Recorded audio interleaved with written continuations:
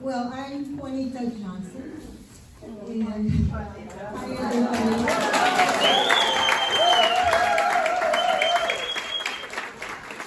I wanted to be in touch with just about all of you through email and through Janet, and I want to welcome you. And if you notice on your name tag, there's a little heart, because this room right now is full of love.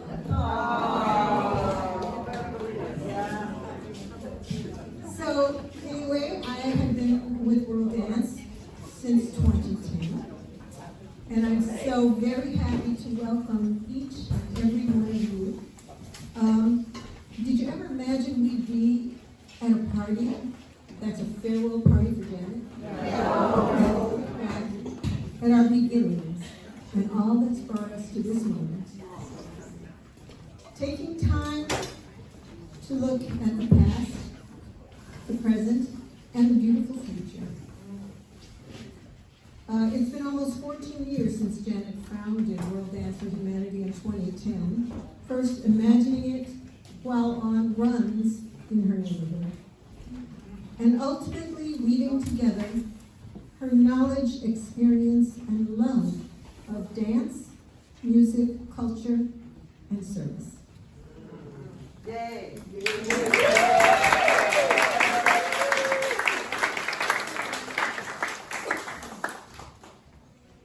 Janet, you've given us all unique gifts, not just of dance, but how to touch with our minds, hearts, and bodies the beauty and sometimes heartache of people here and around the world, changing lives, including our own, one step at a time.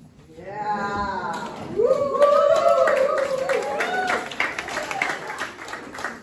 With your takata, you led us through unfamiliar rhythms so that we could rise to that space of universal connection that transcends boundaries of any kind. And just a few days ago, I ran into someone who's a donor and a friend who said to me, and she put her hand on her heart, she said, in my generation, Janet has been the one who could change the world, and now she's going to go do it somewhere else. Yeah!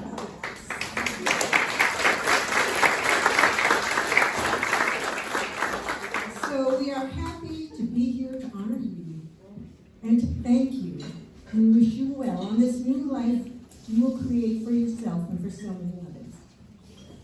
But before we go on to Janet's presentation, I have to acknowledge my incredible co-organizers.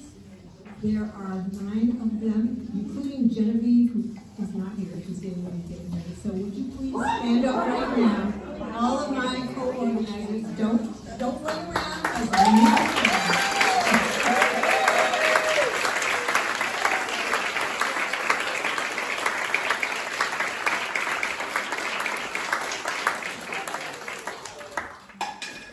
So now I'd like to introduce someone really dear to our hearts, and that is Barbara Kate Repa, who is president of the board of World Dance for Humanity.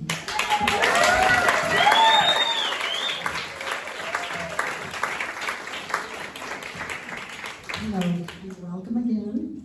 You're going to hear just in a few minutes a lot about World Dance and what it does in the world, basically. And Janet will tell you lots about that. You'll see all of that.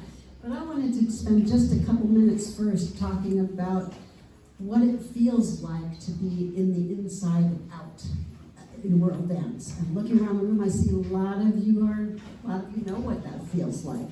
A lot of you know what it's like to booty bounce, the first time you know what it means. And you're blazing down State Street in a street mob, and suddenly everybody's face is lit up, and how exciting that feels to be spreading the word just in that way. And wearing those dance sequins, which get all over the house. It's for the greater glory of the solstice, and finally the last block or two becomes evident and you've made it. And well, there's so much to say about Thriller, that's thrilling, but it's been wonderful to hang around with all of you during that time. My own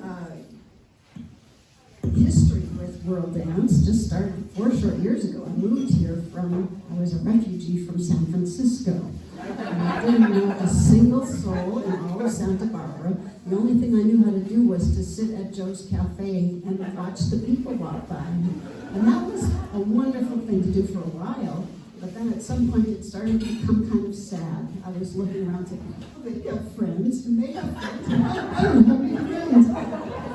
Suddenly, an arm from on high came down and handed me this coaster.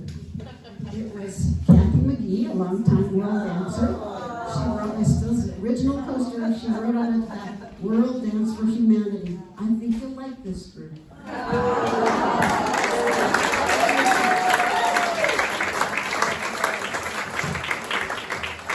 It also says 10 a.m. daily. This was during the COVID times, the high COVID times when World Dance was just on Zoom. But it was wonderful. You could see the little squares of people. They looked friendly. They looked at least a bit scary. And it was wonderful to exercise even in your own living room at the time. But it soon became clear that this was more than just moving your arms and legs around. It was something bigger than that. If there was an earthquake in Turkey, 5 minutes later we'd be doing Turkish dances and sending meta to Turkey. And it was an education that way. And if there was a question about whether they do the two-step in Tunisia, somebody knows that, and they'll tell you that. And so the education part is really a huge thing to be in that room. It's so different than any other sort of exercise kind of class, dance class you can do. But Janet, thank you for making us smarter and making us more world-changing.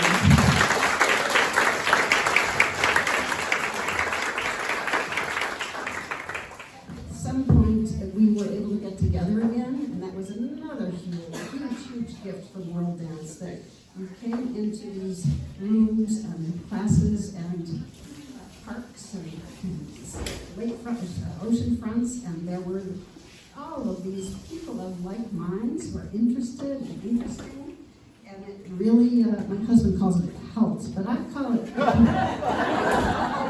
it's more of a community. Community has a softer sound to it, doesn't it? And if somebody's feeling a little sickly, or they're a little bit sad, or there's a shoulder, there's chicken soup, we've got a community of strength here that is pretty darn amazing, and will keep us on and keeps us enduring, and will endure. And thank you for that too. That's not an easy thing to find or make, heaven knows. So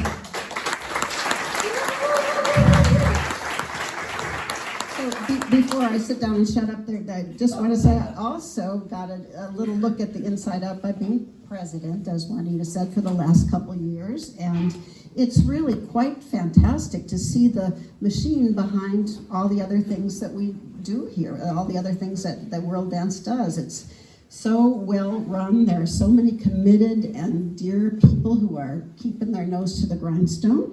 There's a board and a number of people who help out with the finances, and they are so on top of it all, which is just quite wonderful. So you can dance with the band and know that things are going in the right direction.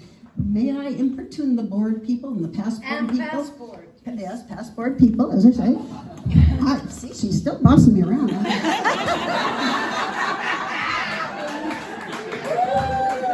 Would you stand up for just a minute so people can acknowledge what you've done?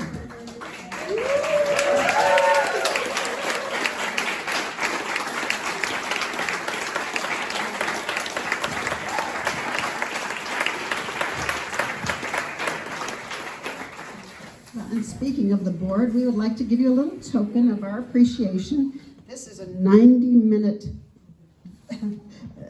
procedure. That's Let's do it right now. It's called Stress and De-Stress, and this is at El Encanto, that Tony. Let's go right now. 90 minutes. The hard hard part's going to be to get her to sit still for that long, but I guess they have professionals for that kind of thing, don't they? This is all I need. This is what actually, you in need life. before you ship off. So I would be remiss if I didn't acknowledge Deborah Geiger, who was the president right before me, and just hard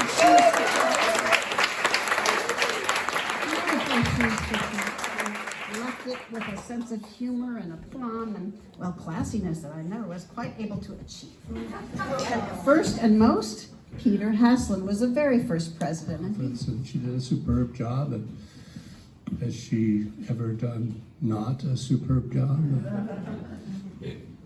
So we got to know each other, and well, we had lunch, and I learned about goats in Rwanda. Okay, so for $45, I could buy a damn goat, and this goat made little goats, and made fertilizer, and made it was really a game changer for the folks in Rwanda. And I had known about the civil war in Rwanda, and that was heartbreaking to see the kind of inhumanity that we were capable of. So I liked that idea. Buy a goat for $45. I thought that was it. Little did I know. And then we had a couple of more lunches, and after a while she said, I just learned that we should form a board of directors. We should incorporate. And I said, yeah, that's a really good idea because of this and that and the other. And so I helped with that. And as we were developing the board of directors, the very first one, she said to me at lunch, I'd like you to be the president.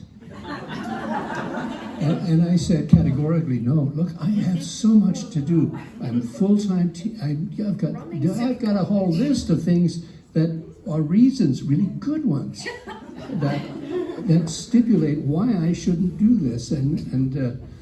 Okay, you've all had interaction with Janet. How many of you have had any success in saying no? Again, a raise of hand, please. So that was that.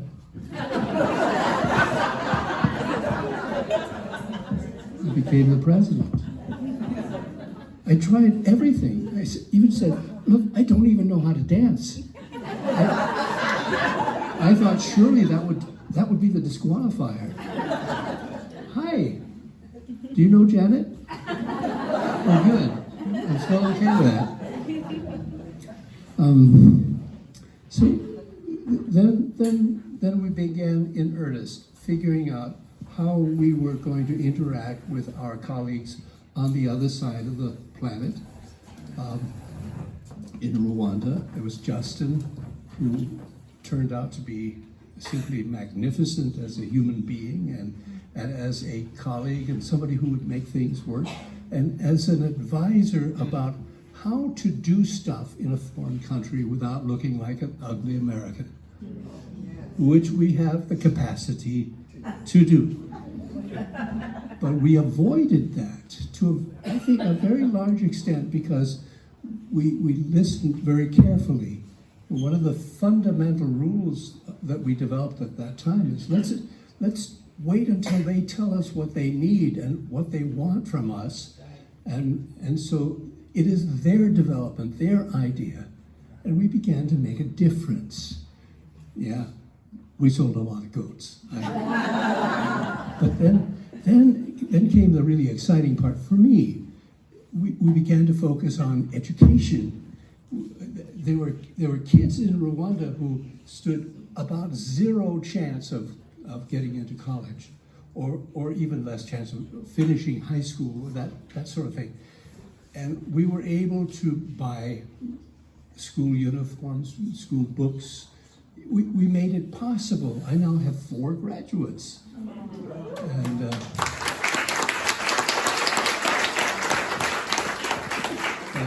about to acquire another one. I actually wrote a card to Janet and included a check, and I was going to bring it, and of course I forgot it. Somehow I know I'll find a way of getting it to you. So what I came to recognize in Janet was that she was the genuine article. She actually understood what was necessary. She actually was a pro. And she knew what she was doing. And she knew how to listen to people like Justin and others who were concerned about it. We did it as a group. We became a community. I mean, even though I didn't dance, I could dance to that. And we began actually making serious money and educating kids.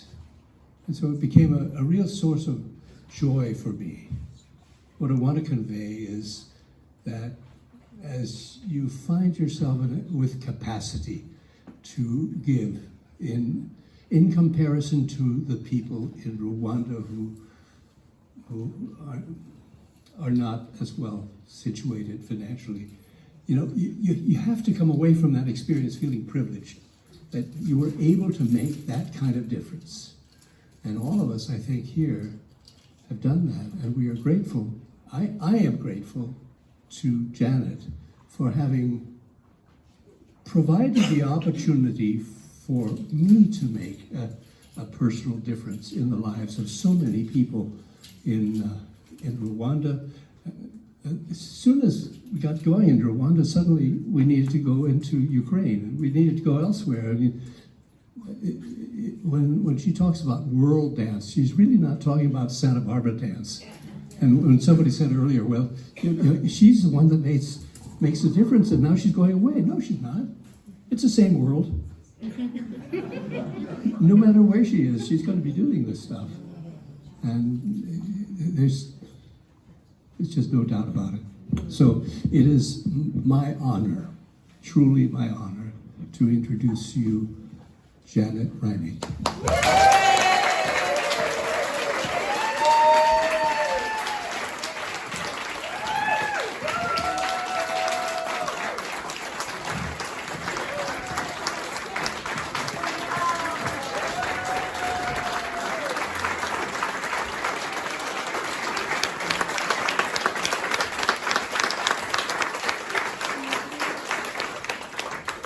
Thank you so much. So could everybody, Peter, get where you can see the screen. Everybody come in, sit down. Those in the back, come grab a seat. You're not going to want to stand there the whole time. Come in, there's other seats, and everybody can see the screen. Come in the middle there. Mike, you must be among us. Yes. So can you hear me okay? Yes. Back there, can you hear me? Yes. So this is all, I got to say, this is a real kind of out-of-body experience. Everything that we've done together has been just a natural flow of things. I mean, I never planned any of this. I didn't sit down and go, okay, we're going to do this, and then we're going to do that, and everything that we've done since 2010 has just happened. It's just happened in the most spontaneous way. And I don't know, my brother said yesterday, we were talking about this, he says, I don't know, Janet, you got some kind of a thing, He's never complimented me in my whole life, really. But he did say, yeah, you got some thing, And so, whatever, I got some kind of a thing, and some of my closest people are analytical people. Genevieve is one of my closest people.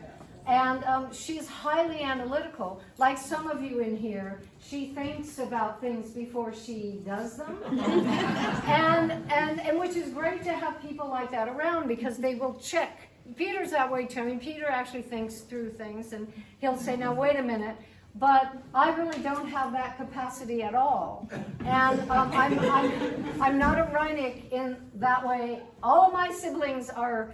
The name is Reinig, it's German. And they're all very meticulous and think through everything. I got the opposite side. I just don't have any of that. I just go. I've just got a thing, you know, and I just, it's like, let's go.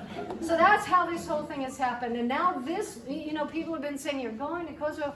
I have no choice in this. I am being pulled. I'm just being pulled on a like a tidal wave, just pulled. And I'm not, you know, I did give it out to people who do think through things, and they did think through it for me. But anyway, well, the whole story is wrapped up in about 30 seconds. You know, I lived in a war zone in Kosovo in the 90s, pre-war zone. And when I got kicked out with all the other Americans by the Serbs, I came home and I was in Santa Barbara. And having lived in a place where I was there 8 years, so it was many times with no water, many times with, where are we going to get milk, where are we going to get bread, for many years, over the years, not just a short period. So I got accustomed to not having stuff, hot water. You know, for many years I had a bowl and resho, what do we call hot plate, and you just heat the water and put it in a bowl, and you know. So anyway, when I came back to Santa Barbara, I would wake up, and I still do. Many of you have heard me say this before, but I wake up every morning and I go, I'm in a bed? Are you kidding me? I've got a bathroom with potable water coming out of the tap.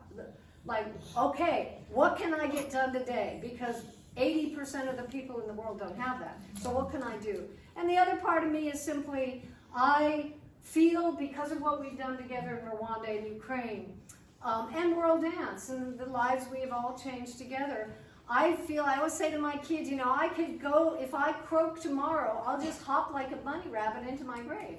Because we've already done some stuff.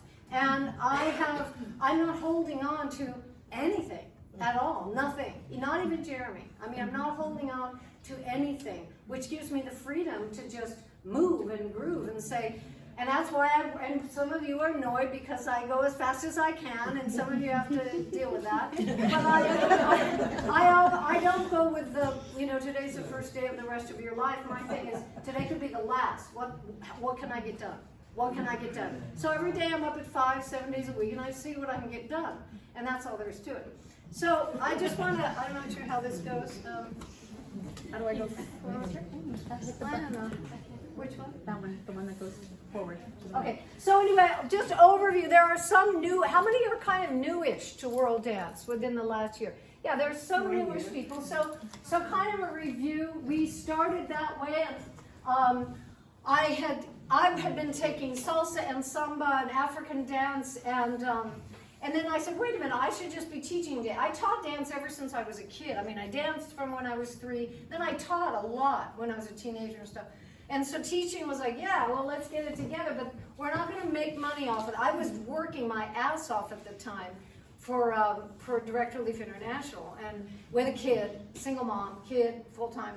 But I said, you know, we're not taking any money for this class. All that money's going to go to charity. So that's what we did. So, no, sorry, I'm not kind of... The right arrow. Right one.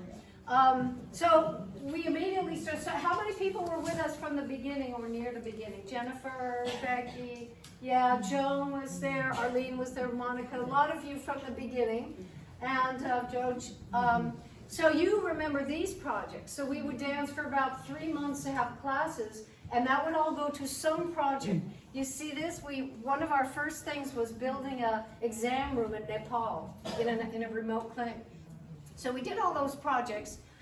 We also did, you know, we started in on things in a town. So Jackie, take a bow here, stand up. Jackie's in charge of our board.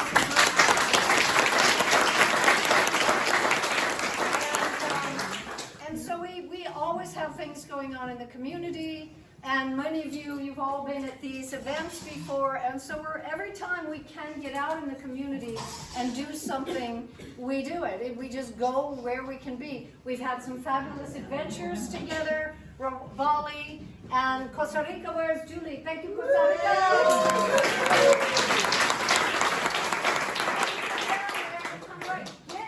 Get right here. Come on. And Rwanda, we've been since 2013, 14, 15, so about 7, 8 times together to Rwanda. And then, of course, we have Thriller, which, you know, that it makes the reason, you know, we do it because it's wild and crazy and we love it.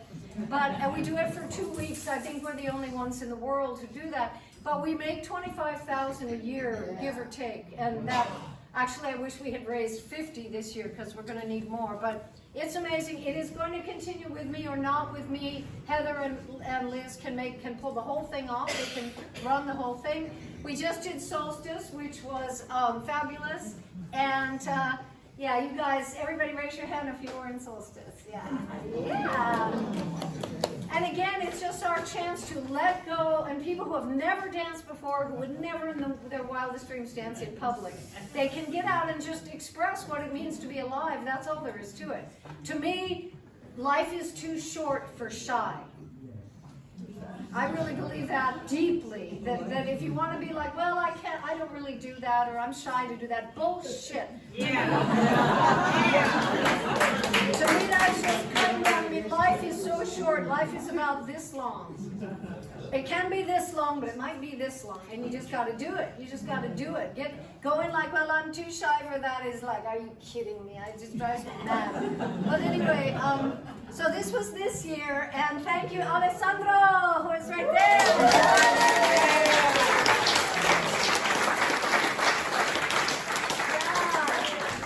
Yeah, we found solid gold in Alessandro, who is part Hungarian, part Peruvian. Yeah.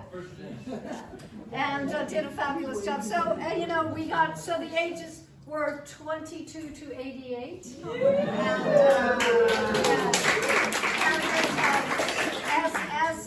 as Jojo was saying, Josh, where are you? She said this was one of her best, say what you were just saying to me. I had the best time ever.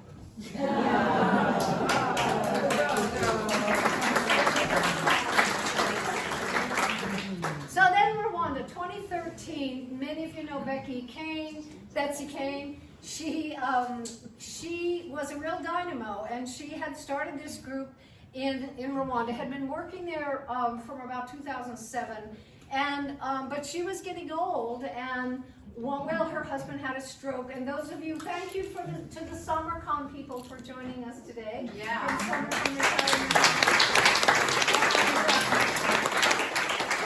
This is for you, yeah. And so Betsy said, you know, I can't really do it anymore. Do you want this program? And actually, it goes back to JoJo. Actually said to me, it was about 2013, 2012, I think December. We're standing by the speaker at the studio on Canna Perdido, and JoJo said, yeah, for Christmas I'm giving some goats to Rwanda through this thing called Goats for Life. And I said, well, that sounds good, let's do that. So we gave goats, and then we started giving cows, and then it went on until she said, would you like to take on the organization? We said, yeah, but we didn't want to take on her finances, which were a little scary at the time. So we said, you know, clean slate, we're going to become our own nonprofit, and that's when Peter stepped in, and it's hard, it took a year, you know, but then we did that, and the rest is history. So that's where Rwanda is. And we have been for years serving 14,000 people in 28 cooperatives, and you can see where they are. So we have some very difficult place right down here, Burundi, Congo, very difficult political situation with them down there. Dawn is the mentor of Kongabu business. A lot of our board members here are helping to run the businesses, and these are our co-ops. This is our team. This is our fabulous Rwanda team. And I want to, Linda, so Etienne, we had searched a long time. Justin looks a long time to find our staff people, because pretty much they have to be dedicated for life to this program, for their lives. So he could take a year or two to find the people. And that has happened with each one of these people. And so Danny, who we're all in love with, Danny is, yeah, anybody who's been there, we're all in love with Danny. Yeah, and he is basically the program assistant. Betsy Stivers, where are you? Stand up a little bit there. This was her student, Jovi. And Jovi, Betsy and Gary put her through college, and then she became our Kayonza office manager. We have two offices, one in East East Rwanda. But Jovi was the one and has now become the business coordinator. So coordinates all of our businesses. This is Odila, who was my student, who went through college. I put her through college, and she has been running our education program. And this is our newest. And take a bow, Linda Jalaba. Come on. So Linda put Denise through school, and Denise, and this took many months, she is now the Kayonza office manager. So, and then Etienne was chosen as our accountant in Rwanda. So this is the team, but this is the man. So, yeah. So this is a very recent. This came last week. This photo. So he's the man, and I talked to him right before we came here. Unfortunately, it's the middle of the night there, otherwise he'd be with us. We talk every day on WhatsApp, and he knows this is happening, and I said, you know, he's the one that should be up here talking. It's Justin. He is like, those of you who know Justin will agree that he's very much like Martin Luther King. He very much in every possible way, but he's in Rwanda.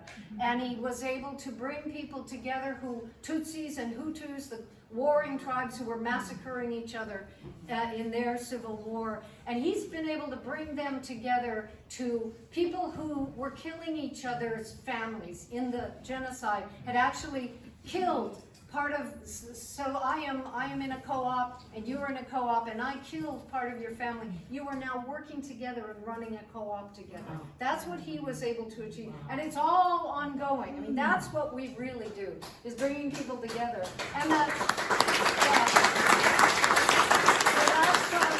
so he's the man. So here, very quickly, most of you know and follow what we do. It's about that many goats, but it's not, you know, we are not Heifer. Heifer is a fabulous organization, and they deliver jillions of goats and cows all over the world, but they don't name everyone. And they don't follow the cow. So, and I said to Justin yesterday, because I have been losing my mind, because we have been doing a lot of goats lately, and a lot of cows and a lot of calves. And I said, Justin, I don't, you know, you understand this is insane. No nonprofit in the world, I'm sure, does this, because it is literally insane. But it is I feel, and he feels, it's the only way to do it. When we started to name animals with Betsy Kane, she said, oh, no, in Rwanda you can't name animals with human names. I'm like, really? So we started, and what it has become is the way that we have a direct connection to these people. So it's quite extraordinary. Yeah, Rose, where are you? Raise your hand, Rose. This is Rose's Erica. This has happened last week. And so we have 1,576 goats running around, and we'll all have twins twice a year. So that's a lot of goats, and that's a lot of names. And then, of course, the cows. And so about 92 full-grown pregnant cows. They cost $1,000. They're a hybrid between what we call Holsteins. In Europe, you call them Friesians. And they're local cows, so they have the wherewithal to live in Rwanda. Anyway, we've named all of those and the cows. Some of you today who are on the board, I sent you my cow genealogy. I mean, I've been losing it on these last. It is quite extraordinary. And on Flickr, you can see we have about 11,000 photos on Flickr and about, 1,000 videos on YouTube. So if you ever want to look at any of this, every animal is named, every dance we've done, everything is there. Everything is there. So if you ever want to look, and then it's the land, it's the parcels of land. Jody, are you here? Yeah, Jody and Rainbow and other pieces. I named one of the pieces of land under Opoya, which we'll find out that in a minute what it is. But that's huge to get a piece of farmland, and we're just buying another one now for Uganda Heza, one of our businesses, and. So then of course the mattresses, and some of you have not seen these photos. This was last time we were there together, actually, and we delivered. This is what it's like living on the ground, and this is what it's like not living on the ground. That's the difference. That's what a mattress is. So you see what that means. And they're being delivered in about 2 weeks. Justin, they were going to be delivered this week, but then it was a election in Rwanda, and he says we realized we better not deliver mattresses during an election because it's gnarly over there. It's gnarly, so they're coming soon. And for those of you who have been to Rwanda, raise your hand if you've been to Rwanda with us. Yeah. Wow, yeah. So several times, some of you. When we first asked, there's an organization in the world, and they figured out how to make reusable pads out of flannel for women around the world who have nothing. And when we first asked Justin, we said, well, what's the deal with menstruation in Rwanda? And he's like, it's fine. Oh, it is fine, all okay. We're like, really? Well, let's see about that. So then we got in cahoots with Direct Relief. They were making these, and so we brought our first ones. Deborah, where's Deborah? You'll recall, a bunch of you were there when the first time, or any of these pictures that first time, when we showed them. And the thing is, it gives me goosebumps. There's a holder that can be made, and our carpentry crafty ladies have been making these for us, and Direct Relief.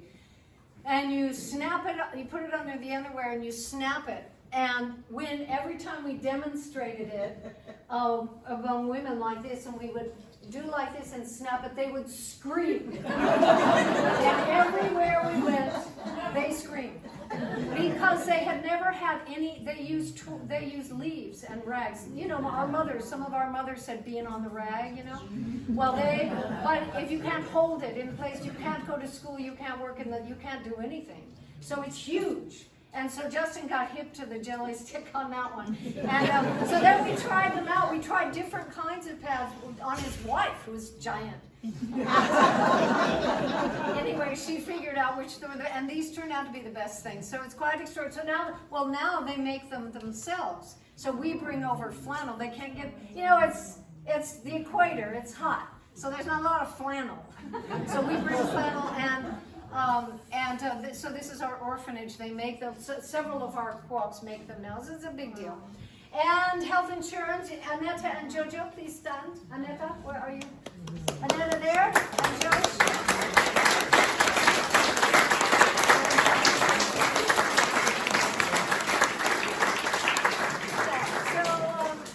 It costs about $20 for a family a year, and many families can't afford that. So it's a very big deal to be able to use the health clinic. And that's what that's about, quite phenomenal. Now we are running, there's Deborah. Deborah with the sewing business. So now we have about 24 businesses. It was originally Betsy Stivers, who comes from a huge business background, was running our business committee. So we have a committee of people who are mentors for these businesses. And we exchange information every month, so we track it and we comment and we get back and forth. And it's more than a business. It took a while for Betsy to realize, for everybody, that this is not about making money. It's not, having been a businesswoman all her life.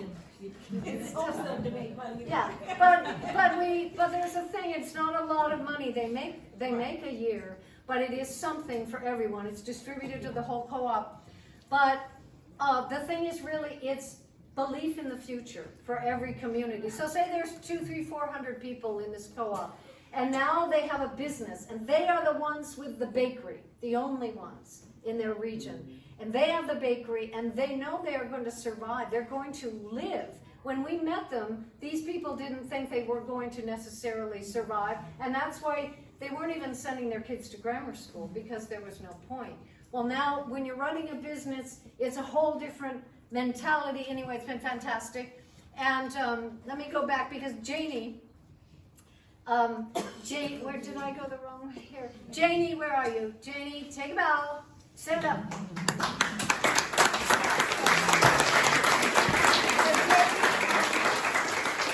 Raise your hand if you're on the business committee. Yes. And Janie is in charge of it all now. So Betsy handed it over to Janie, and Janie works meticulously and with great heart and emotion on keeping coordinated all of our tracking of these businesses. And then we do the bikes, which are for the businesses. You see how they carry things, and the bikes are huge for them. We'll do that again soon. And then the training is huge. So the agriculture training is about to happen after the election as well, in about a week. And this just happened. Many of you got photos of your students from this leadership training. So these are extraordinary things that happen every year.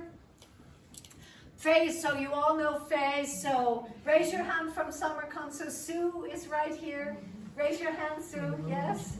And so this was Faye Massey, who lived at SummerCon, and she donated the money that would to build this school. And Justin just said he responded to one of our donors just now on email yesterday and said, yes, there are 5,000 people now affected by this school. And yeah, so pretty, we were thinking, I have to say during solstice, there are people who dance with fancy costumes, and it's beautiful, and the town loves to see it. But we kind of did the math, and we figured that amount of money could build one of these schools. Yeah. So I know the sequins get all over your house, but still. So Ejahabo is the orphanage, and it is not an orphanage in the sense that people get adopted. Justin's mother, where is Marion? Here? In the middle center. In the center. Justin's mother, during the genocide, she just started adopting kids who were orphans. And they have grown, and it's an incredible thing. Those of you who have visited Ejahabo, they all take care of each other. They all have gotten each other through school. We sponsor each one of these kids, so they're all getting through college. Nobody ever thought they would get through high school. They're all getting through college, and a few new kids have joined them, but that is the orphanage that is quite extraordinary. Betsy Kane had that house built. And there's Lena. Yeah, there we all are. And so this is the big thing, and we have sponsored 421 students.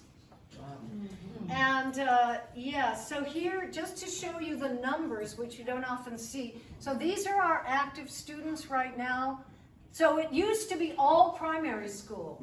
We just wanted people to have the idea they would still be alive. So yes, let's get those kids to school. We never really thought that much about high school or college. Then it started picking up.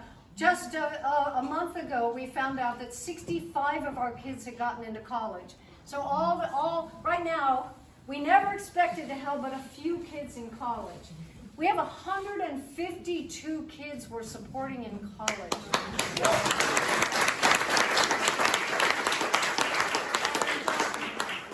19 more on what they all have to do is senior thesis in their 5th year.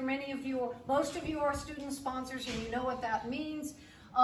62 university grads, vocational grads, high school grads, and 34 more trying for university right now. So altogether it's 421 students. That price tag this year is about $245,000. That's how much I'm trying to raise. So if you wonder why I haven't thought much about my trip or packing up my house, it's because and we're over halfway.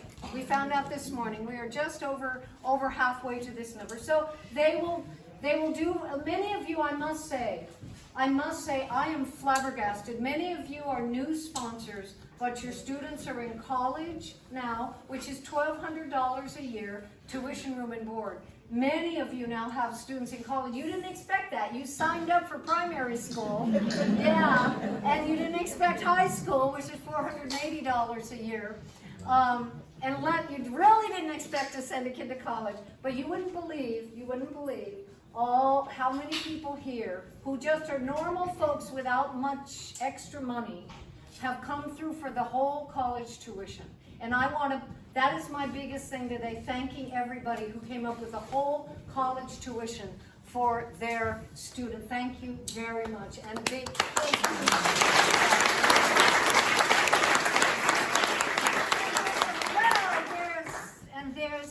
There they are. And Erin, where's Erin? You're here today too. There's Erin. That was an amazing meeting. Janie with students, Olga with her students, fantastic. Yeah, and there's many, many more, hundreds and hundreds of photos like that. So that is Rwanda, and it is, like I say, if I croak tomorrow, I could just hop like a bunny rabbit into my grave, because what we've done in Rwanda. Because these are people who had nothing, believed in nothing, couldn't speak to each other. And for those of you who've been there, when we asked them, and some of you will remember this, the last time we were there, we gathered everybody like this, a couple of co-ops together. We said, of all the things we've done, the goats and the cows and the land and the training, what is the most important thing that we've given you? What is the most significant thing that we've worked together on? And they just said, love. And I mean, we all just lost it. Because they were very serious. They said, because before you came, during the genocide and in the aftermath, the 20 years following, they had lost all love for families. There was no model. Kids didn't see love in their families, in their neighbor. No one borrowed something from a neighbor. There was nothing human left after their genocide. There was nothing left. And us coming from the outside, it modeled for them, it reminded them what is love. And that's it. They said all the other stuff, it's great, but it's the love. That's it. And we were really flabbergasted when we hadn't conceived of that. It's incredible. So speaking of love, it is now, so stand up the Ukrainians, Tanya and Julie and the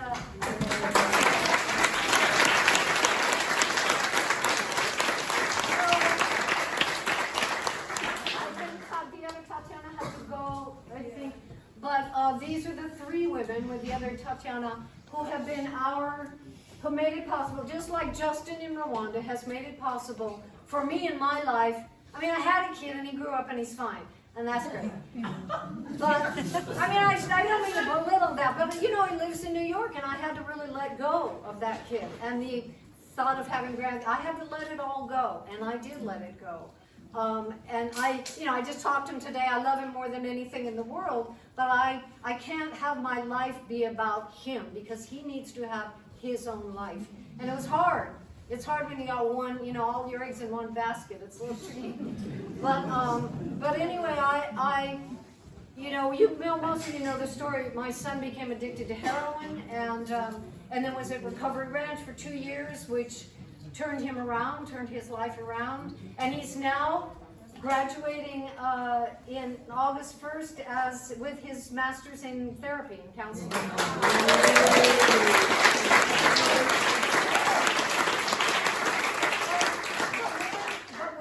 When I found out that this had happened, I didn't realize it, and I found out, and I went home and got him placed in Recovery Ranch, and then I went home and took all the pictures down from the wall and put up the map of Rwanda. And that has been my life, because we can actually do something. It's not a lot, but it's 14,000 people. I mean, you got to do something. You just have to do something, and it could be helping somebody at summer camp and going and babysitting somebody's kid, or hospice. It can be anything. But to me, there's only one reason to be hanging around, and that is to be easing the suffering of other people. I don't see any other point, really. And I know a lot of people do, especially in Santa Barbara, a lot of people just kind of have fun. And I'm like, what? I mean, as you know, those who know me well, you know that doesn't even compute for me. I don't even understand what that is. Because, not that I don't have fun, but I think that life is about, let's get everybody so they're not suffering every day, and then we can have some fun. But we try to do our best anyway. But anyway, with Ukraine, thank God for Tanya and Julia and your team, because you enabled us to come in. So this war, this is probably more now, but this is the war that you are now thinking less of, because now it's the Middle East and it's tragedy upon tragedy. But this was so extraordinary. And so immediately we got in cahoots with the church in Galita, and we were able to raise, with thanks to, is Mike Walker here, not mentioning any names, we raised all together $210,000 with a nice hefty match from a church.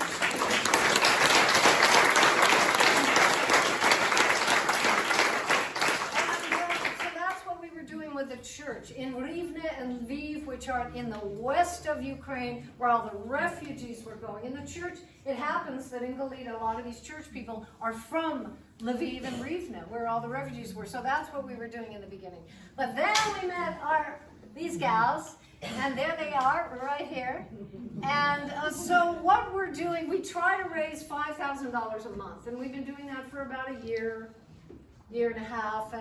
And the amazing thing is now that we have, I forgot to add, there's a few more. Added to this is the Burn Center. Burn Center in Mykolaiv, refugee center in Ismail, In and Ismail. orphanage in Mokrets. Yeah, so there's 3 that are not, yeah, there's an orphanage here, yeah. And Altogether, we were helping to 18 centers. 18 centers is where our donations go.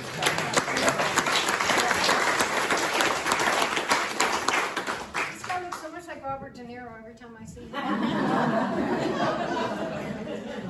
So it's hygiene and it's basic things and it's food and quilts and all these things.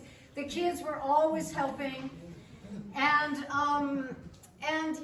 we're always getting. Tanya goes to great lengths to get these photographs, and Julia from their friends are running these centers, and they keep sending us these amazing signs. And then also for the homeless, Janie basically supports our animals in Ukraine as well, and. So this Christmas was one of these crazy things. And I liken it to when we started with Rwanda, we said, okay, what's the first thing we should do for you in Rwanda? What do the co-ops want? And we expected, medical supplies or food or whatever. And Justin said, I don't know who remembers this in World Dance, at the very beginning, he said, a sound system and a microphone, an amp. And we're like, what? And one of our dancers said, I am not giving any money to an amplifier and a microphone.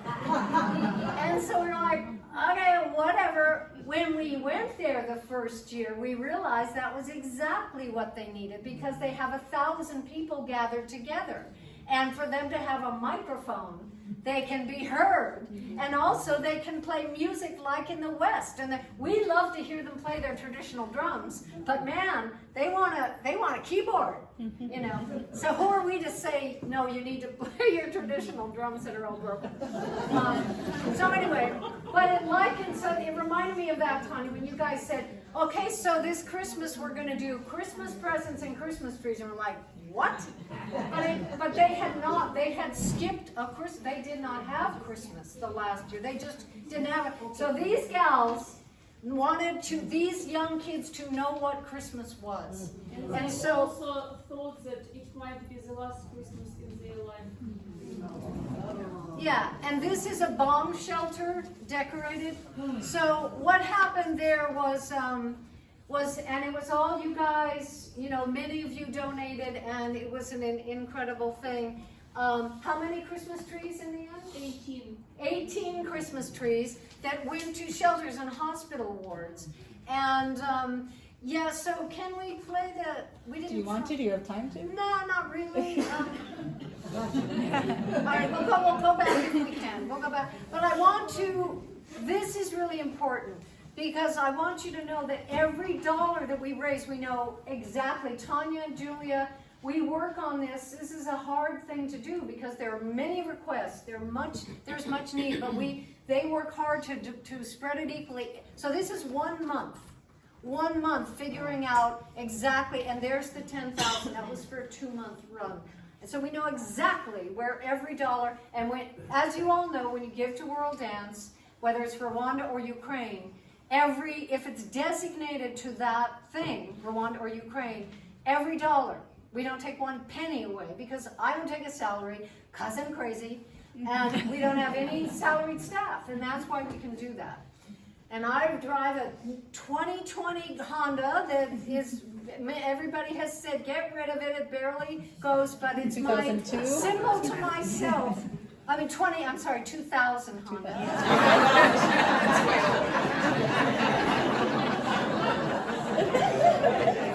It's a 2000, and you know, it hasn't, Peter knows the car very well, and it should have retired many years ago, but it's my symbol. When I drive around town, Jackie knows this well, when I drive around town, it's my symbol that I have taken no money. And I'm driving around a 2000 vehicle that I can't go further than Galita.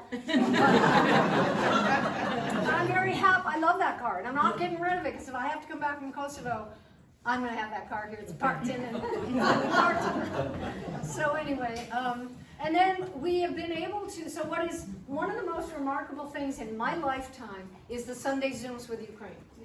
So we get, for those of you, how many come on Sundays to our Zoom class? Yeah, bunch. Every Sunday, and we started the Zoom class during COVID. We had, and Mary, where's Mary Stark? She has been to, I think, almost every single Zoom class for the last 3 years. I love. Yeah, and many of you have been to almost everyone. So during COVID, we had 7 days a week during all of COVID. Every day, we didn't miss, I think, 1 day in 2 years. 7 days a week, free. And then we have 40, 50 people. Huh? Be in touch. Really helped emotionally and mentally during the shutdown. Yeah. So it was every day, and we were in really good shape. Anyway, when we converted that into the Ukraine class, so now every Sunday until recently, we get on. So at the first 10 minutes of class, we just talk with these people and our partners in these towns, and they tell us how life is and what they are going through this week with their orphans or their refugees or in the hospital. Then we dance always to music from Ukraine, and then rock and roll and get down and whatever we want, salsa, samba. We do it all, and then we come back at the end and talk again. This time now, there's no electricity in Ukraine. They get 2 hours and then another 2 hours after 7, 8 hours. So there's so little electricity. We're having trouble now. But this is the most I would say one of the most profound things in my life, because every week we are with Ukrainians talking about their lives. And some people have said to me, why we are not hearing you talk about the Middle East. And frankly, the insanity is so huge that I can't even, I don't know, Peter, how to even describe it. It's sort of beyond the insane. And I can't quite go there. This is insane, Rwanda was insane, but the Middle East, I can't, we just can't. We're just staying focused on Ukraine. Okay, so now I'm going to quickly say, people keep asking me, what the hell is Kosovo? So I'm finally going to, so here it is. So get oriented. This is Greece. Here's Macedonia. So over here is the Adriatic, Here's Italy. So now you see where you are. It's down there in what we used to call Eastern Europe. They don't call it that anymore. They call it the Western Balkans because it sounds more hip. But anyway, this little place, that many people, that many Albanians, size of LA. So you can drive about, let's see, that's an hour and a half. It's like 3 hours to drive that. So this is my very quick history. So because people are always asking me, why Kosovo, how'd you get there and everything? And that's how I got there, because in the 1970s, I just started, I had a little sleeping bag and a little backpack, and by myself, like a crazy person. I can't imagine, I don't know where my parents were, I swear to God. Because I just did that. I just went around, and I danced my way around Eastern Europe. The first place, I lived in Sweden for a couple of years, and I made the money because I secretly worked on the side and cleaned houses and stuff and made enough money to go to Transylvania and did men's dancing in Transylvania. That was my first thing in Eastern Europe. And then I just kept going and going. And then in 1980, and then suddenly I go to this festival, and it's the Hungarians and the Poles, and everybody's all beautiful. But then there's these Albanians, and they were so different from anybody else. So I went home with them, and I found my way. And this was the first moment I was ever in Kosovo. There was a wedding going on, and I was with all these girls, and they didn't let, I couldn't go to the spigot to wash my teeth alone. They were constantly there, and that was what life looked like. That was my first friends, actually, in Kosovo. And I fell in love. And so this gives you, if you look at these pictures, they give you a little bit, still my best friend, Dusha, who is waiting for me now, and her parents, and Nuria, also a dear friend now, and you folks who are coming with me this year will meet them soon. But that's the kind of feel the place had. Give it It's going to sleep. Oh, so sorry. This thing is super finicky. Cable. We'll see if it comes back. Okay, so here you can play, see if it does, we need to reboot it or anything. So anyway, I'll just continue about Kosovo. So I ended up living there for 4 years in the 1980s. I did my master's for UCLA in dance ethnology, and I did my PhD for Berkeley in anthropology. And I lived there for 4 years and sort of struggled with the people there and lived their lives with them. And then went back and single mom, not a miracle thing, but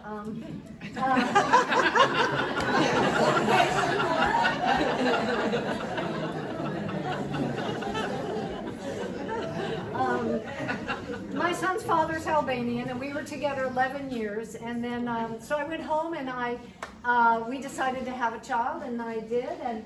And then the war, then Yugoslavia was falling apart in 1990. So Slovenia and Croatia and Serbia and Macedonia, they all split apart. The country was going down. And Oxfam from UK called me and said, do you want to go to Kosovo, 1994, do you want to go to Kosovo and try to do an aid program there? I'm like, really? I mean, the country was falling apart. I said, yeah. I mean, you can see the pattern. So Jeremy was 4. And we somehow got a visa, which I took him down, and I wore a short skirt, and we drove down to the embassy in Washington, D.C. We were living in New Jersey, working with the Albanians in the Bronx in New York. And I went down to the embassy. I said, oh, I just love Yugoslavia. I just want to go to Kosovo. And they're like, really? Okay. So somehow, I don't know why, they gave me a visa. And then I ended up working for 3 years for Oxfam and International. Thank you, my dear. We would not. Yay, Heather!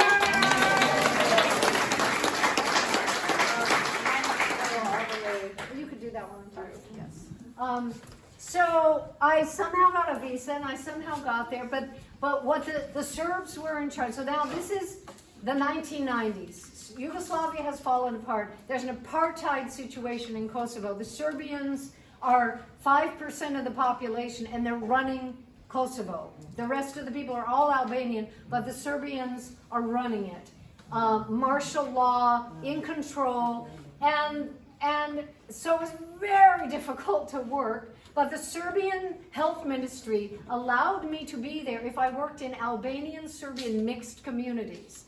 And so I did. So I went to a place I didn't know in Kosovo, eastern Kosovo, and then we started doing some aid work, and I was allowed to do water and sanitation in grammar schools. That was my mandate, to live in Kosovo in the 1990s. So we did. We dug wells, and we put in new dvokomorna septička jama, you say in Serbian, 2-chamber septic pits. And so that's what we were doing. But then we just started going out of our mandate, and we started rebuilding schools and getting women organized in activist groups and getting women to do health education courses and things like that. And it was totally out of bounds, totally illegal. We built schools with no building permit because the Serbs wouldn't give it. But I said, what the hell, I'm an American, and I had a team of Albanians, and we just did it. And so it was a big deal to get things done when nothing was allowed. And finally, in 1997, there were other foreigners. There was, the Red Cross was there, MSF was there, a lot of groups were there trying to do aid work. And then it was clear that war was coming, and they kicked all of us out. And that's why I'm back in Santa Barbara, because, thank you very much. So that's why I'm back in Santa Barbara, because my parents were here and we all got kicked out, those foreigners that were. So this was when I was first there, and that's Dusha, who some of you will soon meet. And in Haas, a very bizarre region that nobody really knew much about at the time. And this became where my dissertation research was. And this picture's the best picture. This is what my life was like. Talking to old men and old women about tribal law and clan system and kinship systems and the history and Turkey, Ottoman Empire, and that's my kind of groove, you know. So that's what it was like, and very much, yeah, that's what life was like there. And you can see, I mean, you know, men's oiled wrestling, you know. How can I say? There were, at this particular event, it was actually celebrating a circumcision. These are Muslims, and it was a wedding. They call it a wedding, celebrating, and they had a pehlevan contest, and there were 5,000 men there, and me, and another guy. I don't know. And so that's what it's like. And then, so I came back in '94, and that's what our life was like. And Jeremy, we grew up we lived part of the time in a house that had 21 people, 13 kids in one house. And it was great. And yeah, crazy good time. And that was my job. So Albanian, Serbian, using the same one water spigot in the village and not talking to each other for the last 5 years. And using, in other words, from 1990 to 1995, these women had not talked to each other, and that's their water source.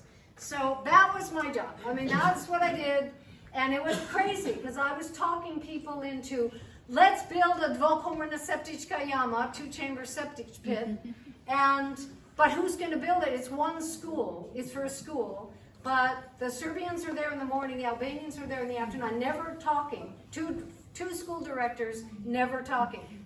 Who's going to dig the hole and who's going to put down the concrete? I mean, that was my life for years. Trying to talk people, or it was so they're boycotting this. The Serbs won't pick up the trash. All right, what's wrong with this picture? Don't you think somebody got a tractor and we could get them to, everybody could pay 1 Deutschmark a month and we can get the trash? It was stuff like that. Getting girls to school because the Albanians decided they could no longer send their girls to high school because of what was going on, and we had to talk them into that. So there was that septic pit under, that's what we built, and new schools and health education, women who had never left the confines of their house, and we got them out in 30 villages and started a group of activists that worked in every village to get them out. And then, so then we were kicked out, and then the war came in 1999, 10,000 Albanians. So it's interesting, 3 months, just like in Rwanda, 3-month genocide, except it was 1 million people that got killed in Rwanda, and it was 10,000, but it's still each life. And all of my friends were forced to go over the mountains and into Macedonia or Albania. Some of them wound up in Santa Barbara. So everyone, that is real. Those are people I know. They all had to leave. They were all expelled at gunpoint from their homes. So they were all banished, and we came back, and I went up to Director Leaf. I said, this is where I'm working. I will scrub the floors, I will write grants, I'll do anything you want. I'm working here. Because it was the only international game in town. So somehow I became Director of Development. And so March, so Clinton got all the credit, but actually it was Madeleine Albright and Tony Blair and Bill Clinton. But somehow Bill Clinton is second only to God in Kosovo. Literally, absolutely. And look who's wagging her finger down at the Nugget. Yeah. And so the changes since the war, the entire country has changed in every possible way. So this was a wedding in Opoya. This woman is this woman. So Genevieve and I went a couple years ago. This is one of her pictures on her phone. So this was amazing. I documented her wedding for 2 weeks, but she never spoke a word because she was an Albanian bride. So we just looked at each other for 2 weeks and never spoke. And finally, last time we were there, we got, and these are the kids Jeremy grew up with, and wow, that's what they look like now. These are the girls he grew up with. And this was a family, this guy had been a police officer, got fired by the Serbs, was driving a taxi. They had nothing to live on. They had nothing. And that's their house now. Because there are 200,000 Albanians in Geneva and in Munich and in Nuremberg and everywhere in Eastern Europe. And then this is in Haas, and this is a good old friend of mine in her wooden hips through the years and now. So everything has changed. So this is, why am I going there? I've been there the last 3 years. Last year I brought an ethno tour. I brought 15 Americans to Kosovo to go through the mountains and go on this trip. And yeah, so this time I just, it's just being clear to me that I'm being pulled back. So there's no explaining it. I feel like I'm in a rip current, you know, like in the ocean, and it's just pulling me. And it's not, I mean, I've thought through in certain ways, but I'm compelled. And I don't feel like I'm leaving here. I just feel like I'm going there. And I will still be doing all of this with all. See, so this is what I'm planning to do. I don't know what will actually happen, but the gals, we're getting it together right now. We have our location. We're trying to find the places to have the classes, and then we'll see which other things. I just got a text from the dean this morning, so see how that all works out. A lot of challenges, crazy. It's a difficult place. I mean, it's rich in some ways because half of every family lives in Europe. And it's like Mexico to California, and they all send their money home, and they build big houses, and they have expensive cars. But there's big problems still in Kosovo, and all the young people want to leave, and I'm going to try to do something about that. And I don't know, but I'm an American, and Americans have a big even though now it's quite embarrassing to be American anywhere in the world. But Kosovo loves us more than any other country in the world because in their blood, in their bones, they feel that America rescued them from annihilation. They would be dead. They would be gone, except for Bill Clinton. And so to be an American there, as someone said to me last time I was there, you know, you've got social capital, and you need to see what you can do with it. I speak it, so hajde të flasim shqip pak. Unë mund të flas shqip të sot ose nesër, mundemi me fos bashku, mundemi me vallëzus bashku, mundemi me fos kështu si në grupa, veç a veç, qysh po doni? That's Albania.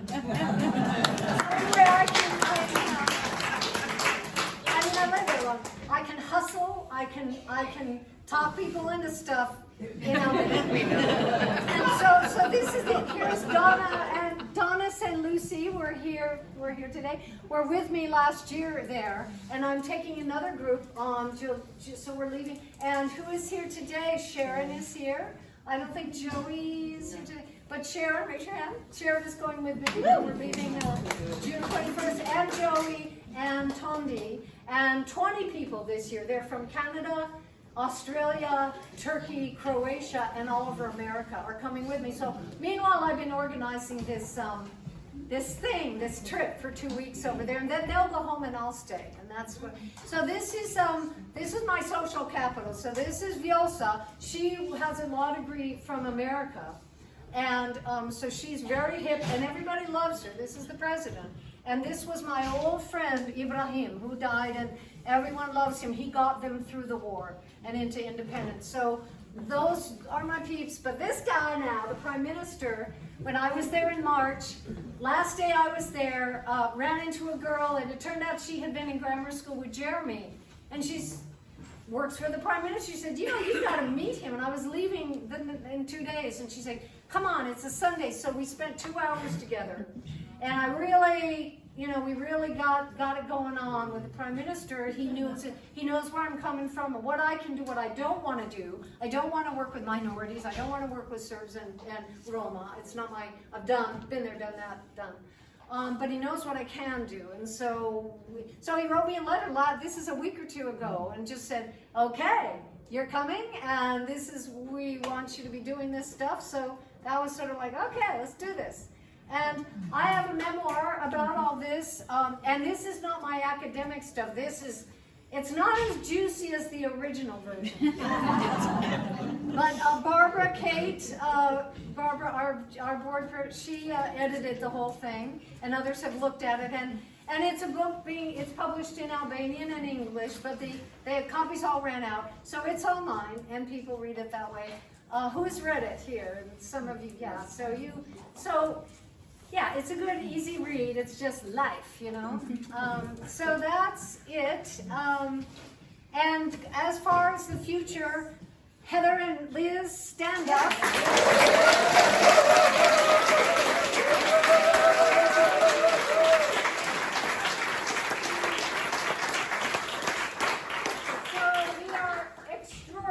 I would not be going to Kosovo if it weren't for Heather and Liz.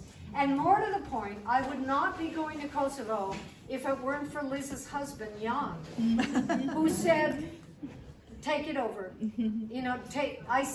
Liz she raised 3 sons, all doing great, and now she has the bandwidth to take over all of the backroom operations that most of you don't know about, that is World Dance. All the classes, all the events, all the media, everything. And Heather can do a huge portion of it as well. So between the two of them, and if it wasn't for this particular timing in Liz's life, in Heather's life, this would not be happening. It is we have a saying of World Dance timing. World Dance timing is the way that has made everything work. And it's happening again. It's a miracle, and it keeps happening over and over. It's always we go world dance moment, world moment, world dance moment, and that's what this is. It's all come together at the same time. So we have as we talked about before, our lovely board of directors. These are the officers, Dana and others here. You've all met them now. Here's all of our board, fantastic, wonderful board. And that's me, that's Genevieve, and when Barbara mentioned our financial team, this is the crux of it all. We have 4 people. Janet Brown, who was a dancer, and her job is to take your donations to the bank every couple of weeks. She does the deposits, controls all of that, gives it to Julie. Julie was at Direct Relief International, and she left, and now she is with us, volunteer. So she had a big job. She was one of the financial people there, came to us, and is also working with Dana's nonprofit. So that's Julie, fantastic accountant. Karen Svensson is now back in Sweden, but Karin, she was the controller at Direct Relief and at Santa Barbara Foundation, and she runs our Rwanda accounting. And then last but not least, those of you who know Sandy O'Meara, Sandra, who is one of the top accountants in Santa Barbara, teaches QuickBooks and accounting at City College. She's the top in Santa Barbara, and she's the head of our finance team. Wow. And all of this is volunteer, and all of it is pure gold. It's incredible. So that's...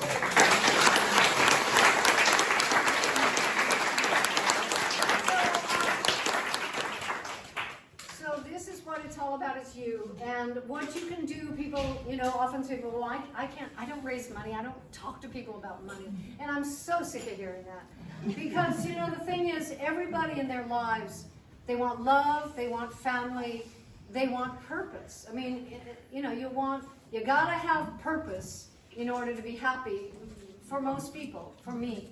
And when you introduce World Dance, either the Rwanda part or the Ukraine part or the dance part or the thriller part or the solstice part, whatever it is, if you introduce someone to them, if they click with any of that stuff, some people don't care about Africa, don't want to hear about it, it's a pit, money just goes down the drain. Some people are fascinated with Africa. If you talk to anybody you know who has the least bit of interest, they cannot do better than what we are doing, because we are down deep, as Peter said. It's all about the communities building their own future, and we are there to assist. We have this extraordinary program. Every dollar, there's no other charity that can say that 100% of your donation goes right to the people, because we don't use any of that we actually, one of the people here won't mention names, gives $25,000 a year to cover our overhead. Wow. And that is what it costs. Most organizations have a couple of $100,000. We don't. But anyway, that's how it works. So you all you need to do is go out and bring in a dancer, someone to take a class, just one class, or someone to come to a thriller, or someone to do whatever. There's, World Dance does so many different things that there's something for everybody. Boys and Girls Club needs tutors a lot. Talk to Jackie. It's an hour a week. Could you conjure a free hour a week to work with kids who are failing 4th grade, who need just somebody to pay attention to them? And Jackie's organizing that program.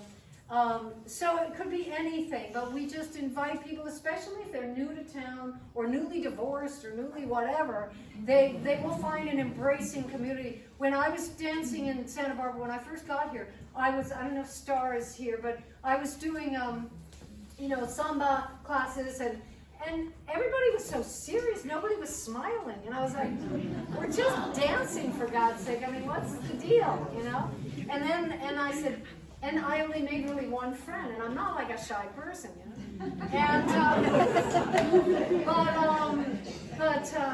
but we decided the World Dance would be something where everybody who comes is embraced right away. Bam, like that. They've got a whole community of friends, and it just comes, and it's very organic.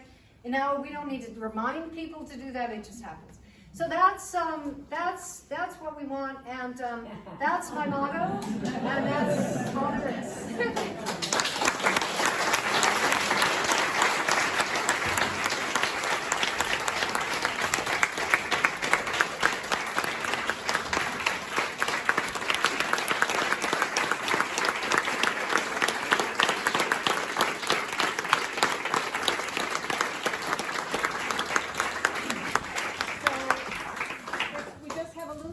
But Jenny, I'm going to put you in that chair right there. I really wanted to show video, but they're cutting off the time, but if anybody wants to stay. And also, we do have hundreds of hours of video of Ukraine, Rwanda dance classes. We have a whole channel on YouTube where you can see all of this in really alive. And yeah. Okay, well, we so appreciate you hanging with us. Little bit more. We are talking about a beautiful culmination of a shared history and a future that holds a lot of promise. I read this quote, which I read a lot: change the vision through which you see the world. And so this isn't the end of World Dance. This is the beginning of a lot of new things, and we have to be hopeful and collaborative and just be here for each other as always. So, Jenna, we have a few surprises for you, but I'm going to start by introducing veteran world dancer Becky Sperato, who's also responsible for giving us this wonderful venue. And she's been with World Dance for a very long time, as I have.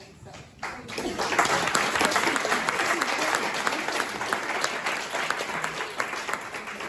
All right, so hopefully I have the voice to carry. But anyway, Janet, you are a wonderful teacher. Like many others, I came to World Dance for dance and exercise, but found that I left with so much more, largely because of the teacher you are. Some of your well-known and beloved quotes summarize your excellent teaching qualities. So first, you are welcoming.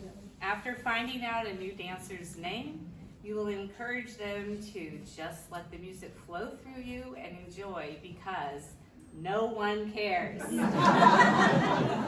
what you look like, and you are amongst dancers of all ages and abilities. So this immediately sets the environment to be safe, at ease, and free of judgment. Secondly, you are grateful and encourage gratitude by reminding us that we have clean water coming out of the faucet, a bed to sleep in, and food to eat, unlike much of the world. This is a wonderful and genuine perspective that has been an important reminder to me. You remind us that we have our bodies that can move, And for parts that can't move, you provide the low impact or alternative version instead. Which brings us to another important teaching quality. You encourage safety for our bodies by providing instructions to breathe in deeply, lift up your core, like someone you want is holding you and keep your And shoulders it doesn't back. have to be your husband. Relax the neck. Your prompts are research and physical therapist approved. You inspire us to engage with others, our community, and our world. Regardless of how long a person has been taking classes, there is no criteria or audition to be in a flash mob, outreach activity, solstice parade, MLK Day, Women's March, and on, with all of the events World Dance participates in. Just come, smile, and feel the music. You've broadened your teaching to the Samarkand community, adaptive recreation and blind fitness groups, and take us to some of these communities for outreach events, a personal favorite of mine. And as all of the class fees go to helping Rwanda, Ukraine, and our Santa Barbara community, you share your life's work and World Dance motto with us, that we are only here a small speck on the planet for a short time. So while we're here, let everything go, get over yourself, and do something good for the world, one step at a time.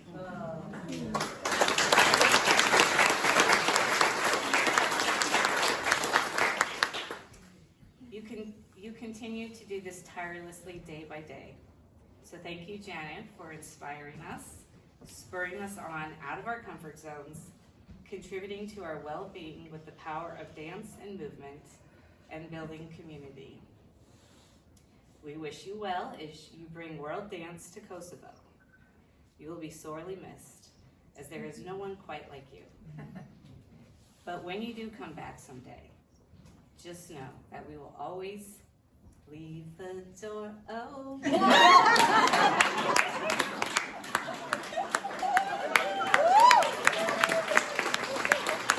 Some people don't get that.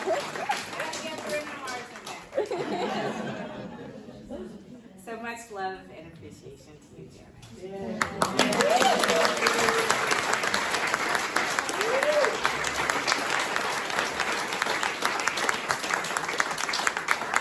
So now I would like to introduce Tanya Marchenko. She, Julia, and Tatiana served as our amazing liaisons with Ukraine, who through World Dance donations helped to get help where it is needed most. From water purification kits, school supplies, hygiene kits, quilts, cook stoves, and much more, Tanya, Julia, and Tatiana make it possible to get aid to refugees and communities on the front line of Ukraine. Thank you,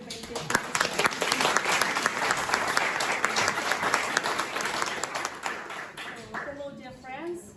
We said thank you to all of you thousands of times already. So today we were asked to take just 5 minutes, but we decided to take just 2. And today's words will be just for Janet.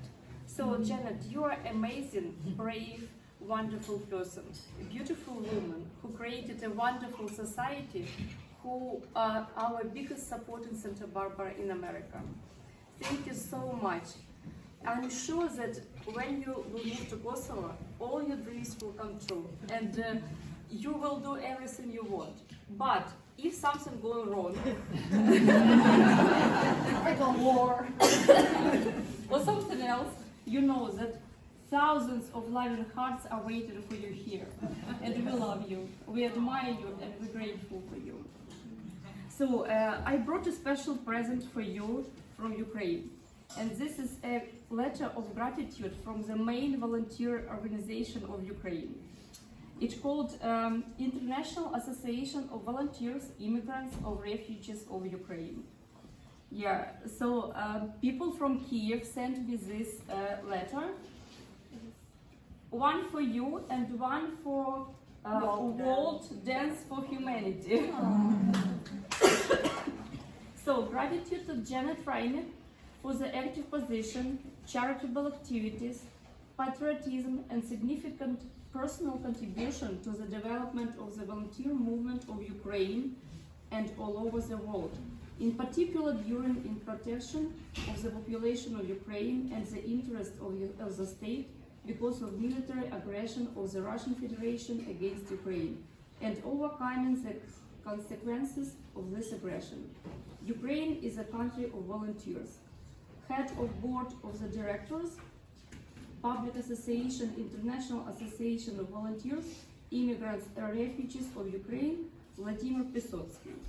Thank you so much. Thank you.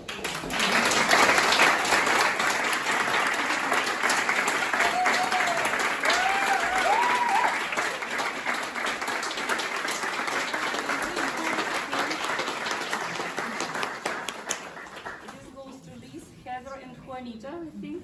Oh, Janet goes for a photo with the two ladies. my two ladies.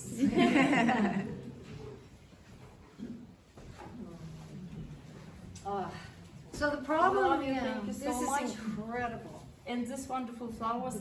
Thank you so much. Oh my God. You know,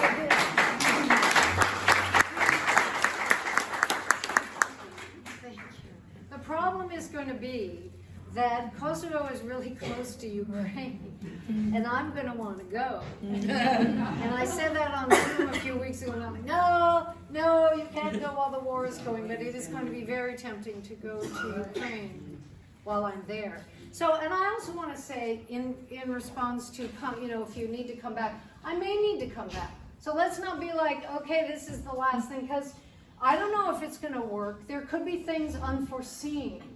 There's a lot of expats there. There's a lot of Americans and other nationalities living there. And I talked to some. I said, are there any deal breakers that I'm not anticipating? Are there things that I'm not thinking of that are going to make it tough to live there? And they're like, no.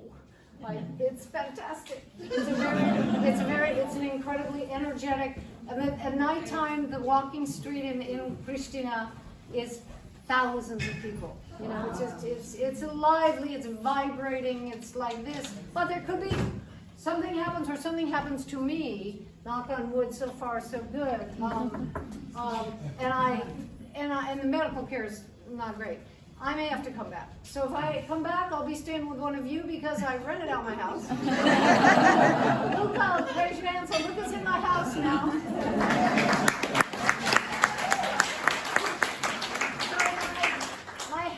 Came with 2 cats, and so Luca and 2 young guys who've been living together for years are going to take over my house, hopefully live there all their way through City College and UCSB.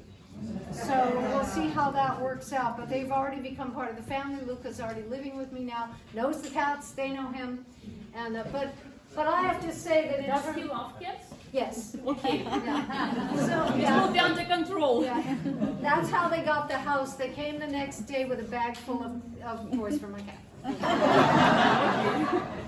But I have to say about Julie and Tanya, the biggest, and back to what I'm saying about if you can do one thing for us is to turn somebody else on to what we do.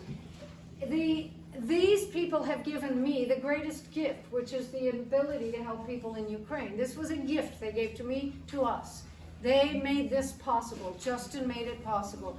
And you can make it possible for people to do something that has meaning, very clear, very simple, right now, and you will change people's lives. And that's all there is to it. There's no fuss, no muss. It's just real deal. So this is a miraculous relationship that has come with you guys. And hopefully, all of those who are on Zoom, you know that we are all invited when this goddamn war is over. We are all going there. And enjoy, Mykolaiv, no matter what shape it's in Kherson and Brovary and all these places now that we know, and we will be there to meet all these people that become like family to us in Ukraine. So it will be great. Yeah. Thank you so much. We still have more surprises. Get that down.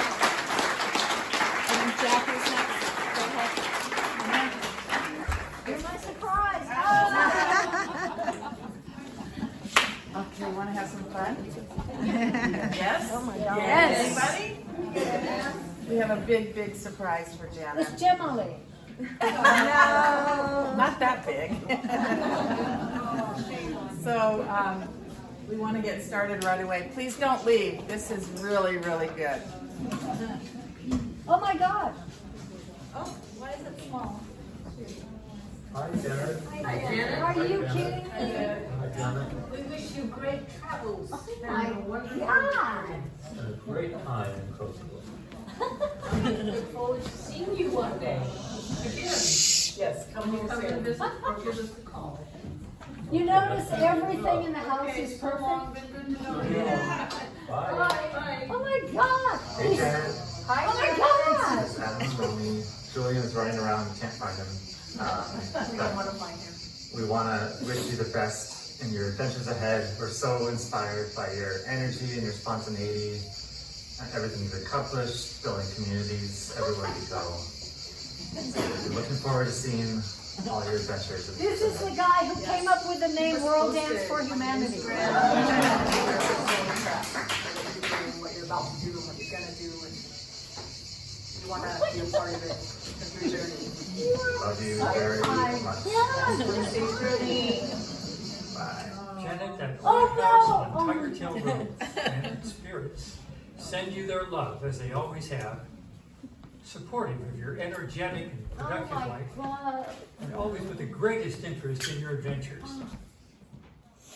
From earliest days, the house and its inhabitants have had the good fortune of crossing and recrossing their paths with yours. You seized the days with action, and it's exciting that yet another adventure awaits amongst the simple pleasures of a warm and friendly culture. Don't forget to stay in touch, and the best of luck. Oi, Janet. I'm really excited to see all the amazing things you're going to accomplish, and I just want to wish you all the best. Safe drives. Love you so much. Bye. Bye. Oh my Your God. movie, Kosova, is the next shift in your dancing life, and I am so privileged to have been part of your past shifts in this one as well. At UCLA, I was honored that you decided to do your master's dance study in Yugoslavia. And when you gave your first scholarly presentation in Belgrade, I was so proud of your language capability in Serbian and how you spoke about your first ventures in field work. Within the next months and years, I observed you in Pristina. You were so gifted, not only in understanding and replicating women's dance movement, but comfortable in their social interactions and spoken language. There were other special moments, such as a balmy evening in Dubrovnik when we met with the director of Shota, Oh, that's Gemma. turning out to be a very significant part of your life. Oh my God. Finishing both your masters at UCLA and PhD at UC Berkeley were important goalposts. But then, returning to Kosova as an aid worker with a young child was another impressive goalpost.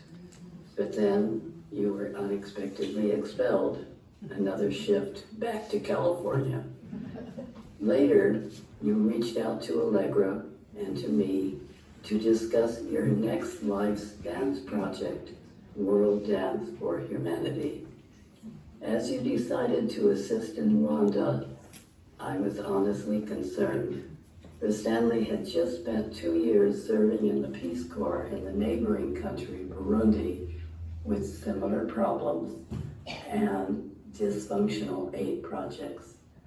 But Janet, you did wonders with realistic assistance and connections with so many Rwandans and your dancing women in Santa Barbara. Then came the invitation to speak at the MFO conference in Laguna in 2020. And your question to me, what to talk about? Wow, that reopened up a revival of Kosova. And now, 4 years later, another shift in your life.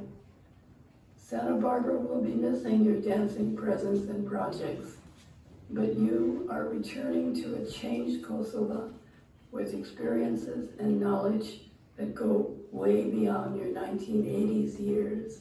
Best wishes to this next shift in your life. Warmly, Elsie. Hi, Janet. Of course, have just did my own video as well. I'm not able to be there in person tonight. If it were any other week out of the entire year, I would have been. I'm so sorry about that, but please know I'm with you in spirit every step of the way, as always. And I'm so happy that this night is happening and that hopefully you can soak in all of the love and support and excitement from this community as you begin your next adventure, and that it's a true celebration of not only what you've built, but who you are and what you mean to all of these people, including myself. I'm not quite sure I'll ever be able to fully articulate what you mean to me.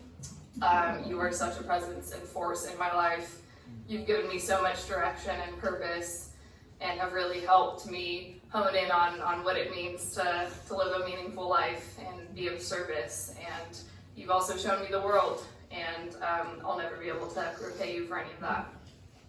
And you also introduced me to Garrett by way of Jeremy, so thank you for that as well. But you know, in leaving some words for you as to how to approach this next chapter, I came across a Pema Chodron quote, which seems so fitting. You, of course, have given me her wisdom and her writing, so thank you for that.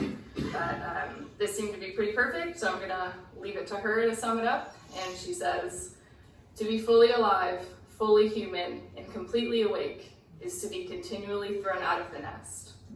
To live fully is to be always in no man's land, to experience each moment as completely new and fresh. To live is to be willing to die over and over again." And if that doesn't sum you up, I don't know what does. Not only are you thrown out of the nest sometimes, you willingly jump out of the nest. But you've built some pretty strong wings to keep you in flight.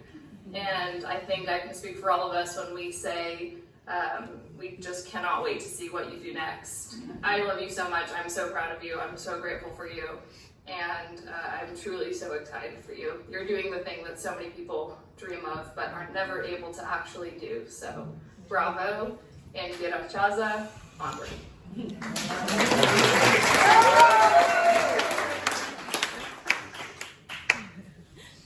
And I thank you, Janet. This is what I can say. I thank you for being the response to prayers.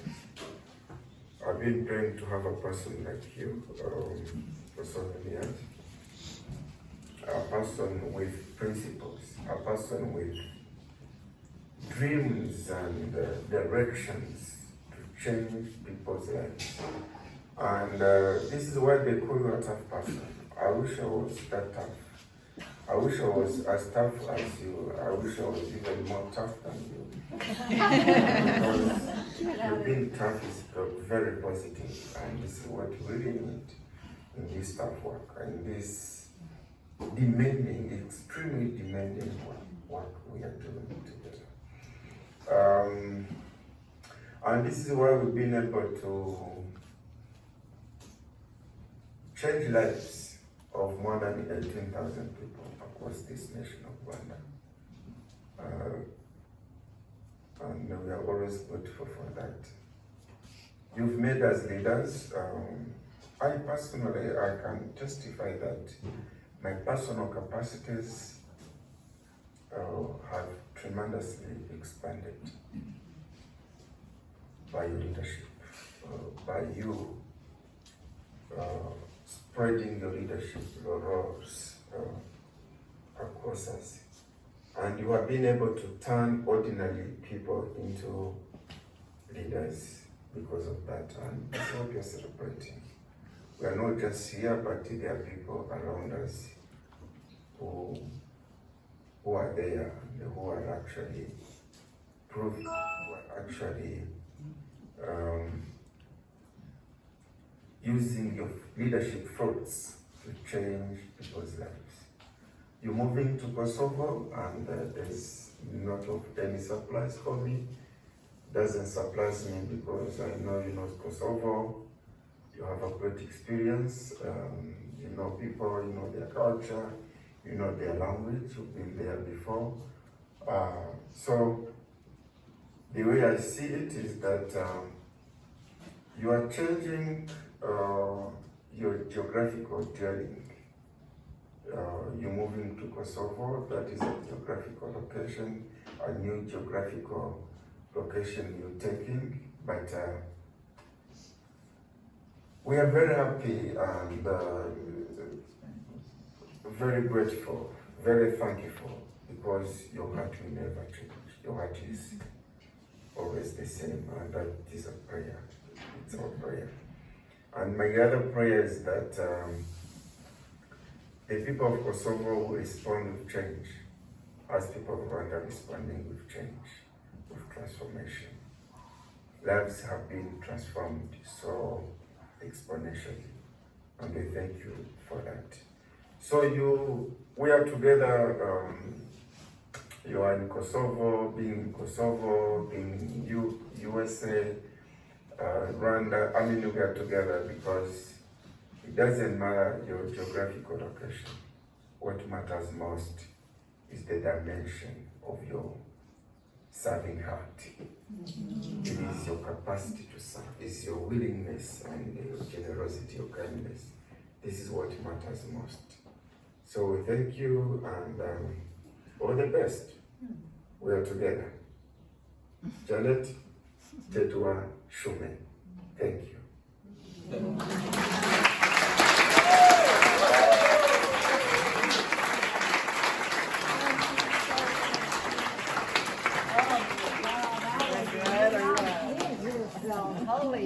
Special thanks to Heather and Genevieve for putting this together.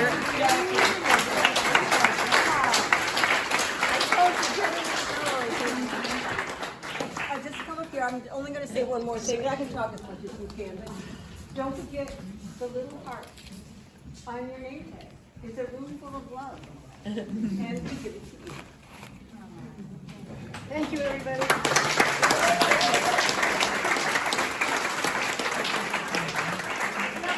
It's been a little bit long. There's still dessert and food, and we can hang out as long as we want to. Nobody needs to leave unless you gotta head out. But I am so grateful to everybody today. I mean, I don't feel like this is me. I'm looking like, who are they talking about? I don't know, you just do stuff. You just got to get up and do stuff. And those of you, some of you have talked to me who are on the verge of doing something different in your life. You know, some of you are about to have a life transition. And all I can say is, man, life is so short. It's that short. So just go and do something that will mean something and ease the suffering of other people. That's where it's at. That's all there is. And thank you all for being part of this journey that is just going and going. So nothing's stopping, all going. Yeah, let's do it.